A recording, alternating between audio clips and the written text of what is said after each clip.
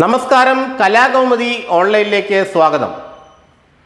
Thiruvananthapuram എംപിയും Congress working committee അംഗവും സർവോപരി വിശ്വപൗരനുമായ ശശി തരൂരിൻ്റെ നരേന്ദ്രമോദി സ്തുതി കോൺഗ്രസിനെ വെട്ടിലാക്കിയിരിക്കുകയാണ്.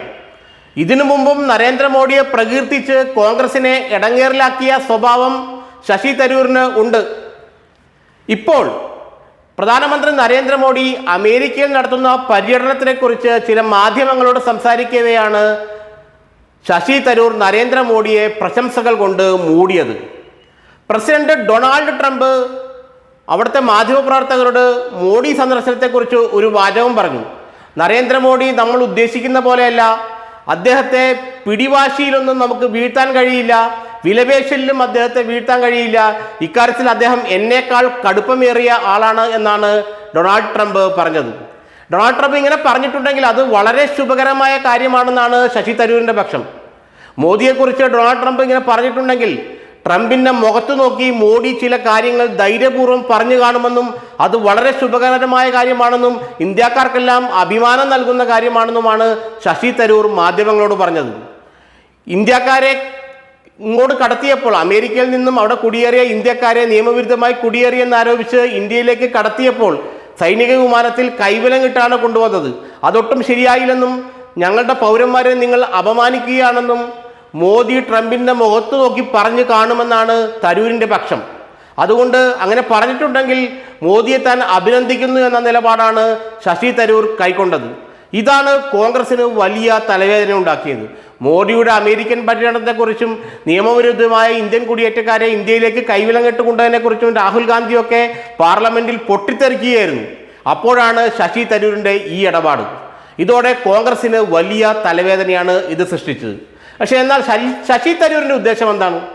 ശശി തരൂർ അങ്ങനെ ഒന്നും കാണാതെ പറയുന്ന ആളല്ല. കേരളത്തിൻ്റെ മുഖ്യമന്ത്രിയാകണമെന്ന് ശശി തരൂരിന് നല്ല ആഗ്രഹമുണ്ട്. എന്നാൽ കോൺഗ്രസിൽ അതിശക്തമായ എതിർപ്പാണ് തരൂർ മുഖ്യമന്ത്രി സ്ഥാനത്തേക്ക് വരുന്നതിൽ ഉള്ളത്.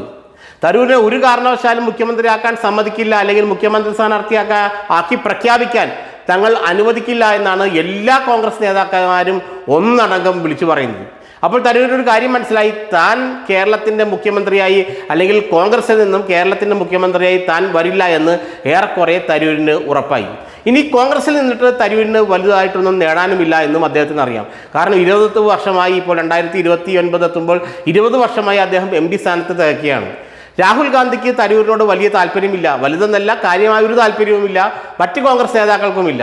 അതുകൊണ്ട് തന്നെ ഏത് സമയത്തും തനിക്ക് കോൺഗ്രസിലെ തൻ്റെ പ്രസക്തി നഷ്ടപ്പെടാമെന്ന് തരൂരിന് നന്നായി അറിയാം. അപ്പോൾ ബി ജെ പിയിലേക്ക് ഒരു കണ്ണിടുക എന്ന്, അല്ലെങ്കിൽ ബി ജെ പിയിലേക്ക് ഒരു പാലം ഇടുക എന്നത് ശശി തരൂരിൻ്റെ ബുദ്ധിയിൽ എവിടെയോ പ്രവർത്തിക്കുന്നുണ്ട്. കാരണം 2029 ബി ജെ പി ഭരണം തുടരുമെന്ന് ചിന്തിക്കുന്നവരാണ് ഇന്ത്യയിൽ ഏതാണ്ട് ഭൂരിഭാഗവും, മോദി അല്ലെങ്കിൽ വേറൊരു പ്രധാനമന്ത്രി. അങ്ങനെ വരുമ്പോൾ ബി ജെ പിക്ക് തന്നെ ആവശ്യമുണ്ടെന്നും എന്നാൽ കോൺഗ്രസിന് ആവശ്യമില്ലെന്നും ശശി തരൂരിന് നന്നായി അറിയാം. അതുകൊണ്ട് മോദിയുമായും അല്ലെങ്കിൽ ബി ജെ പി നേതൃത്വവുമായും ഒരു പാലം വിട്ടു വച്ചാൽ അത് തനിക്ക് പിന്നീട് ഉപകരിക്കുമെന്നുള്ളത് കൊണ്ടാണ് പലതവണ മോദി സ്തുതികളുമായി ശശി തരൂർ രംഗത്ത് വന്നതെന്നാണ് കോൺഗ്രസ് നേതാക്കൾ പറയുന്നത്. ശശി തരൂരിന് നിയമസഭയിലേക്ക് മത്സരിക്കാൻ സീറ്റ് കൊടുത്തില്ല എങ്കിൽ അദ്ദേഹം നേമത്ത് നിന്നോ വട്ടിയൂർക്കാവിൽ നിന്നോ നിയമസഭയിലേക്ക് മത്സരിക്കാൻ ആഗ്രഹിക്കുന്നുണ്ട്. പക്ഷേ കോൺഗ്രസ് നേതൃത്വം അത് നൽകില്ല എന്നുള്ള വാശിയിലാണ്. അങ്ങനെ സംഭവിക്കുകയാണെങ്കിൽ അദ്ദേഹം 2029 തെരഞ്ഞെടുപ്പിന് മുമ്പ് തന്നെ ഒരുപക്ഷെ എം പി സ്ഥാനം രാജിവെച്ച് കോൺഗ്രസ് വിട്ടേക്കാമെന്നുള്ള സൂചനയാണ് ലഭിക്കുന്നത്. കേരളത്തിൻ്റെ മുഖ്യമന്ത്രിയാവാൻ തനിക്ക് കഴിഞ്ഞില്ലെങ്കിൽ പിന്നെ കേരളത്തിൽ രാഷ്ട്രീയത്തിൽ താൻ തുടരില്ലെന്നും കോൺഗ്രസിൽ തുടരില്ലെന്നുമൊക്കെ അദ്ദേഹം ചില വിശ്വസ്തരോട് പറഞ്ഞും കഴിഞ്ഞു. അതുകൊണ്ട് ബി ജെ പിയിലേക്ക് അദ്ദേഹത്തിന് ഒരു കണ്ണുണ്ട് എന്നുള്ളത് സത്യമാണ്.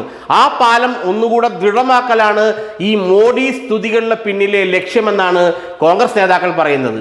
ഇതിനു മുമ്പ് 2 ദിവസം മുമ്പ് മോഡി അമേരിക്ക സന്ദർശനം തുടങ്ങിയപ്പോൾ തന്നെ മോദിയെ അഭിനന്ദിച്ചുകൊണ്ട് ചില പരാമർശങ്ങൾ ശശി തരൂർ നടത്തുകയുണ്ടായി. ഏതായാലും തരൂരിൻ്റെ കണ്ണ് ബി ജെ പിയിലേക്കാണെന്നും അദ്ദേഹം ഇപ്പോഴേ ഒരു പാലം അങ്ങോട്ട് ഇട്ടു തുടങ്ങിയെന്നും കേരളത്തിൻ്റെ മുഖ്യമന്ത്രിയാവാൻ ഏതായാലും കോൺഗ്രസിലെ ആരും അദ്ദേഹത്തെ അനുവദിക്കില്ല, സമ്മതിക്കില്ല എന്നതുകൊണ്ട് എന്നാൽ ഇനിയുള്ള നേട്ടങ്ങൾ ബി ജെ പിയിൽ നിന്നും ഉണ്ടാക്കാമെന്നാണ് വിശ്വപൗരൻ ആഗ്രഹിക്കുന്നതുമാണ് കോൺഗ്രസ് നേതാക്കൾ ഇതിനെക്കുറിച്ച് പ്രതികരിക്കുന്നത്. ഏതായാലും മോദി സ്തുതികളുമായി ശശി തരൂർ അരങ്ങ് തകർക്കുകയാണ്. അത് കോൺഗ്രസിന് വലിയ പ്രശ്നങ്ങൾ സൃഷ്ടിക്കുകയുമാണ്.